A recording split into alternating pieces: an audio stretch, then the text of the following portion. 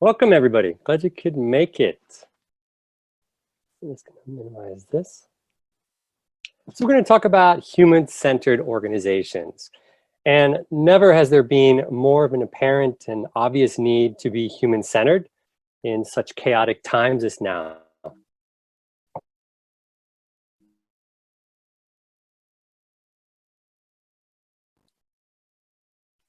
There we go. You don't need me to tell you that the world is changing at an absurd rate. It's quite remarkable. It's quite remarkable right now, what we're going through. If you look at some of the stats, coronavirus is pushing 40 to 60 million people into extreme poverty worldwide. World Bank. IMF says global trade could fall by up to 32%. 40 million newly unemployed people in the US alone. And worst economic contraction in Latin American history. It's safe to say the world at this point. We're living in a VUCA world. Each of us understand that, are intimately aware of that right now. We're stuck inside, we're in our homes. It's not just something that we say when we talk about businesses in general, it's impacting every one of our lives. We're living in that VUCA world. VUCA, meaning volatile, uncertain, complex, and even if you have, you may not realize it was actually coined to describe, by the military, to describe guerrilla warfare. When we don't know who the enemy is, where they are, when they're going to strike, that is a VUCA moment. It's quite telling that VUCA is now the term we can use to best describe our daily lives. Half of the S&P 500 will be replaced in the next 10 years. You look at the average lifespan on the S&P 500. In 1955, if we were in person, I'd be asked, get in your head, 33 years. That is a tremendous amount of time. Contrast that with a few years ago, let alone today. Average lifespan on Standard & Poor's Index in 2017, 13 years. That is dramatic change. And no industry is sheltered from this storm. Let's look at hospitality. How many, think in your head, number of years it took the top 5 hotel chains to reach 4 million rooms. 4 million rooms, that's a lot. Yeah, 387 years combined. Okay, how long did it take Airbnb to do it? 9 years. Remarkable. And what's going to happen next? So companies realize that to grow, they really must continue to innovate. They can't continue to do the same thing. They must adapt.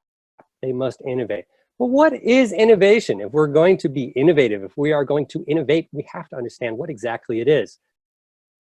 Well, often, if I were to ask the room, so to speak, what some innovation examples are, you'd hear things like, or Airbnb, Spotify, the way that they've revolutionized music, of course, Apple and the iPhone, the iPad.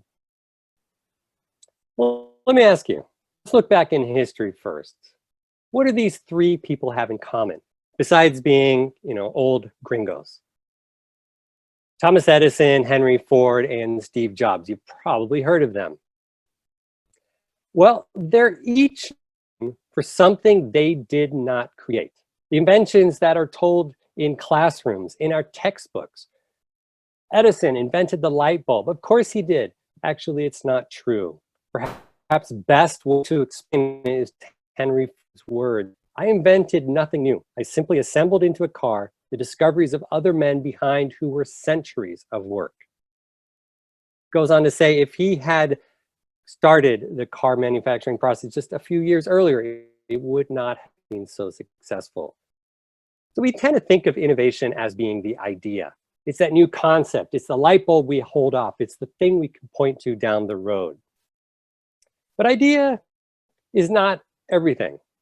Innovation is also the implementation. Without implementation, without getting something to market, the process of making it real, it's just an idea. But it's not innovation. So if we go to the innovation that tends to pop to our mind, top of our mind, and we see in the trade journals, front page newspaper articles. Tesla, did they invent anything new? No, the idea existed, and actually electric cars previously existed. Look at iPhone, iPad, everything Apple's created. They're actually been followers on all those fronts. The iPod revolutionized the world. Well, yes. However, it's implementing on the ability to do that, which made them successful. There were dozens of MP3 players previously. Implementation often is actually where companies trip up. It's one thing to come up with an idea. It's another to actually make it real. Why is implementation so hard, though? Why does it trip us up? Well, culture. Number one on the list of issues when it comes to being innovative, we can't implement if we don't have a culture that can do that. Implementation requires an entire culture that can think holistically, build collaboratively, and learn from mistakes on the fly. We need every employee switched on, engaged, if we're going to solve these problems and adapt to what's coming and what is happening. Most companies are actually lacking these, however. Deloitte did a study. 89% of global companies report they're not prepared to build the organization of the future. Furthermore, 80% of the world's CEOs say they don't have the skills in their companies to succeed. 80%. And those are the ones willing to admit it. 60% of employers believe that recent graduates weren't sufficiently prepared for the workforce. So we don't have what we need, and we're looking to the next crop of employees. We're not sure they have what's necessary. Well, actually, they do. Because fortunately, the skills that are needed most to be innovative, to implement, and to create the culture necessary are naturally human skills. It's human talent, the World Economic Forum said so well, not capital or technology. That's the key factor in linking innovation, competitiveness, and growth in the 21st century. To innovate, then, companies would be better off building cultures that foster human strengths, the things that we naturally have with us, rather than ideating around the latest technology. You can pour so much money into the latest technology, but if we don't have a culture that can figure out how to apply that to solve real problems and get it to market, we're dead in the water. So, human-centered organizations are those that are in tune with their customers' needs and also what their culture needs to be. What do they need to be able to deliver on those customer needs? Both are critically important. Well, there are actually 6 core strengths of human-centered organizations that I want to just go over briefly. If you're looking to become human-centered to reap the rewards, this is what you need to focus on. Human-centered organizations today and previously have a shared purpose. Why are we here? I have a growth mindset. We understand we're not the best yet. We understand we need to work at it, a growth mindset. Agile collaboration. It can work well across different industries with partners, with each other. Customer empathy, and empathy internally as well. What do our customers really need? And that gut feeling what others need and what their daily lives are like. Systems thinking, the whole, understanding we have to work with one another to actually make this work. And how does that network come together? We need to focus on that. Human-centered organizations understand. And strategic foresight. The world is changing. Doesn't mean we can't have a plan.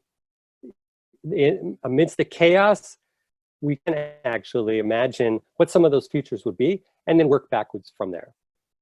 Just going to give a few examples and then we'll go from there. So a shared purpose. How do you align your strategy and activities around a clear reason to exist? Companies that do this well, one, for example, is Vanguard. Their purpose statement, take a stand for all investors, treat them fairly, give them the best chance for success. Well, if that's your purpose, and everybody understands that, when it comes to pricing, well, we need to stand for all investors. Their prices are some of the lowest. And their success also because their employees are the owners. Google has done a study on what makes their teams most successful. And they found psychological safety is the #1 factor in enabling performance teams. Amy Edmondson out of Harvard Business School has written books and articles on this. I had the chance to meet with her in Harvard in one of the dining halls, and never forget the question she posed to me. She said, Clynton, if you need a knee surgery, I'm going to give you two options. One hospital has an error rate of 15%. The second hospital has an error rate of 5%. Which one would you like to go to? Well, my first thought is it's a trick question because she's a Harvard professor. But I'm not going to be the one going on record saying, I want to go to a place that is more likely to injure my knee. Well, as you would guess, 5% error rate is more problematic. I should pick and go to the one with 15% error rate. Why is that, I said? That just doesn't make sense. Truth is, most hospitals have a 15% error rate, she explained. 50% one, they're not admitting it. They're not learning from it. It's shoved under the carpet. Psychological safety is the hospital that has a published 15% error rate. They know when they make the mistake, they raise their hand, they share it with one another, and then they work as hard as possible, and they make sure that they don't make that mistake again. So psychological safety, not worrying about repercussions by actually making a mistake, trying and then working to solve that, is absolutely critical. Agile collaboration. Spotify has squads, teams they work with, and it's how they're able to get things to market so quickly. The way they say it, I love. They're loosely coupled, but tightly aligned. There's autonomy within the groups, and that's how they're able to rapidly come up with some new features, but then work with one another to actually make that successful and push it to market. Customer empathy. Maintain company-wide insight into customers' needs. Well, they talk about being a guest, being a host, and really belonging. That is their focus. Well, if you've had a chance, if you ever get the chance, take a tour of Airbnb headquarters. Obviously not now, and it's probably going to look a little differently after layoffs, unfortunately. But if you do get a chance to go there, you'll see all of their conference rooms throughout the entire large building are modeled after hosts' homes. So we had a meeting in one that looked like a cabin, a rustic cabin up in Maine, because it was modeled exactly like one of their hosts up there. That's kind of fun and cute, but it actually serves a purpose. Decisions are being made. You're in an environment with all of the artifacts and the symbolism to help remind you, when we're thinking about the rates, when we're thinking about what it's like to be a host, we're going to make better decisions. Tracking aging forces and adapting a strategy with agility. It's a misnomer that in a chaotic world, you just can't plan for the future. Well, it's true, you can't have the right plan, but it doesn't mean you can't plan. In fact, you should plan for many alternatives. And as you start to learn things and start to see signals change of what might be coming, you adapt as you go. IKEA did this, interestingly, when they looked out at future trends and they saw, a lot of folks are being more transient. They can work remotely. They can live in lots of different places and even opt to just continuously travel. Well, our whole business model is around people having a stable location where they're going to buy our furniture and set it up for a while. What can we do if the world is increasingly more transient? Well, that led to a new furniture rental business model. Instead of selling it, you can rent it based on where you're going to be. This is a great example of how they were able to adapt based on emerging trends and actually led to a new business model. Systems thinking, explore all paths, all parts of the problem to cause real impact. Costco is a store, I'm not sure if actually they're in Mexico like many of the chains are, but it's a warehouse store, kind of like Sam's Club, where you're able to go and buy in bulk. Really popular. They treat their employees really well, but they also think holistically when it comes to the system. When they were looking at the growing trend that folks wanted to buy organic foods, the market was growing. They looked to actually source more, and the margins were high. The margins were low. The costs that they would have to pass on were quite high. So what they realized they should do is invest in the system. They invested in a lot of the organic supply chain processes as well as the end farmers. and they were able to therefore to maintain the right pricing. So if you put it together, the really big benefits of focusing on being a human-centered organization, on leveraging the skills of each individual to be empathic, to understand the whole system, to work passion with one another with agility. The results are quite tremendous. Companies that are human-centered stop running in different directions, and instead they focus on the right problems. Instead of repeating the same mistakes, they're able to learn and create a culture that continuously learns as they go. Instead of aimlessly chasing the latest tech trends, they build solutions that solve real needs. If you have empathy for what people's needs are, you're laser focused on that and not chasing the trends. Wasting time fighting internal turf wars. R&D says this is our product. We're not going to share it with you because you're not going to serve us well with it. Work across those silos to increase speed when you have empathy for one another. Getting blindsided by market changes. Instead of that, adapt to new opportunities. So those are some of the benefits of being human-centered. But given this chaos right now, let's look at some examples. I wanted to spend a little time looking around and saying, a true test of a human-centered organization is what do they do when the shit hits the fan? In this case, in a very big way. Caveat, nobody's perfect. Every one of these companies has things they can work on, and they should. But the examples that I'm sharing are great example of human-centered organizations and a reason they will continue to flourish and thrive during and after this. The Canadian federal government, you might have seen, they sent out a letter to all employees. One person posted it on Twitter with really human principles for what remote work was going to be. If ever there was a, listen, we hear you, we understand you, we're with you letter, this was it. Just a couple points here. You're not working from home. You're at your home during a crisis trying to work. I don't know, when I read that, I felt a sigh of relief, even though I wasn't working for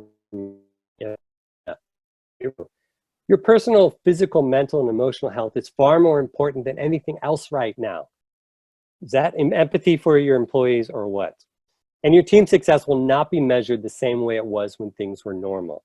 Very realistic understanding of the changes that have happened on people's lives and providing the support and reassuring that we get through this together. Make sure you look at the rest of those two great examples. Patagonia, they obviously make a lot of different clothing for the outdoors, highly successful for many different reasons, and truly human-centric in every way. What did they do when pandemic hit and they were forced to close?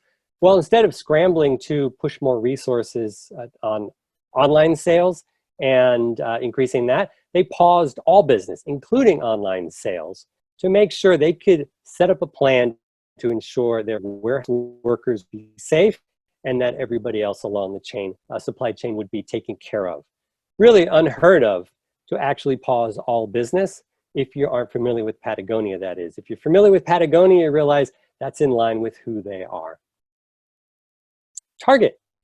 Not in Mexico, but I think many of you have heard of it, and I know many of my students have traveled to the US and actually enjoyed visiting there. A big box retailer, but real with a focus on design impact to all their goods. So they decided they're going to provide early on 30 days paid leave for frontline employees, those in high risk categories. So if you have immune troubles, or you're pregnant, or you're particularly elderly, you get automatically 30 days of paid leave to take as you desire. They also increased wages by $2 for every frontline employee. Yes, there's an argument to be made that should have happened earlier, but still, it's a good human-centered move. Lisa, they make mattresses, Comin Boxes similar to those. In just it was 3 short weeks, they designed a completely new bed for hospitals to use for COVID patients and shipped it out. Certain wedge that would help them with breathing, kill the pain as well, put it in boxes and ship that in 3 weeks for free of charge. Chobani makes yogurt, fantastic story on so many fronts. I had a chance to spend an hour with this and truly human-centered in many ways. I invite you to look up the case studies on Chobani. What did they do when COVID hit? Well, they worked with their partners at the incubator to turn their Soho cafe in the middle of Manhattan into a food pantry where all the food was free to anyone who wanted to come by and grab that. It happened quickly. Starbucks provides 20 therapy sessions per year for employees and their families to help cope with changes. They decided to implement that in April.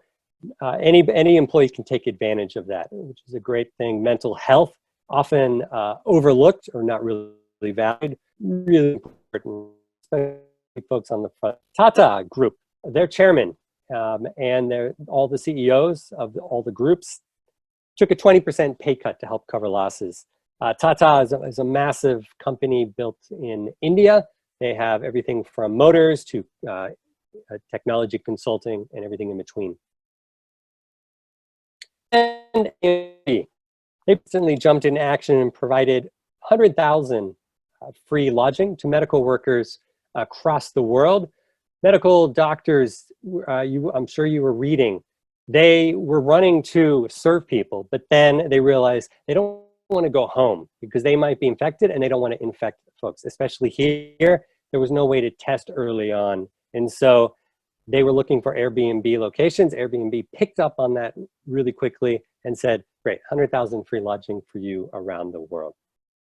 So those are just some of the examples of how companies are being more human-centered and the benefits of becoming human-centered organizations. But I like to make sure we have time for a conversation. It's probably going to be a little different, not being in person, to really hear your stories. But I want to open it up for questions, but also examples, things you guys have come across. Has your organization done something recently that is very human-centered? Are there things that you've read about? It could be related to COVID, but it could be in any other regard, where empathy has shown up, where creativity has really shown up, where folks are thinking holistically together to solve problems beyond the walls of their office. What are some of those examples, and what are some of the questions?